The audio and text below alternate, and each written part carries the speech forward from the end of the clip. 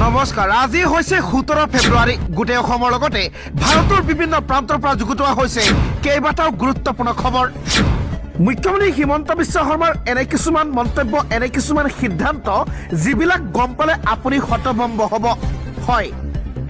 মুখ্যমন্ত্ৰী হিমন্ত বিশ্ব শৰ্মাই আজিৰ দিনটোতে কেইবাটাও এনেকুৱা মন্তব্য কৰে যি মন্তব্য শুনিলে আপোনাৰ চকু কপালত উঠিব ইফালে জুবিন গাৰ্গক লৈও আহিছে কেইবাটাও গুৰুত্বপূৰ্ণ খবৰ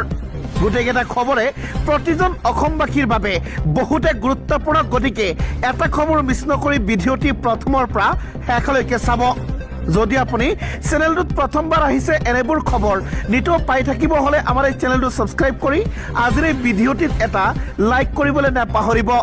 বন্ধু বান্ধৱীসকল 2026ত আপুনি মুখ্যমন্ত্ৰী হিচাপে কাক বিচাৰে হিমন্ত বিশ্ব শৰ্মানে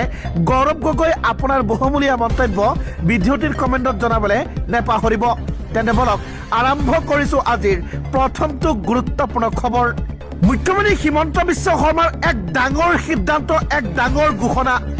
নিৰ্বাচনৰ পাছতেই ইতিহাসৰ সৰ্ববৃহৎ উচ্ছেদ অভিযান হ'বলৈ গৈ আছে অসমত হয় মুখ্যমন্ত্ৰী হিমন্ত বিশ্ব শৰ্মাই আৰু কেইবাটাও ডাঙৰ মন্তব্য কৰা দেখা যায় ভিডিঅ'টি স্কিপ নকৰিব মুখ্যমন্ত্ৰী হিমন্ত বিশ্ব শৰ্মাৰ ডাঙৰ ঘোষণা নিৰ্বাচনৰ পাছতেই ইতিহাসৰ সৰ্ববৃহৎ উচ্ছেদ অভিযান চলিব অসমত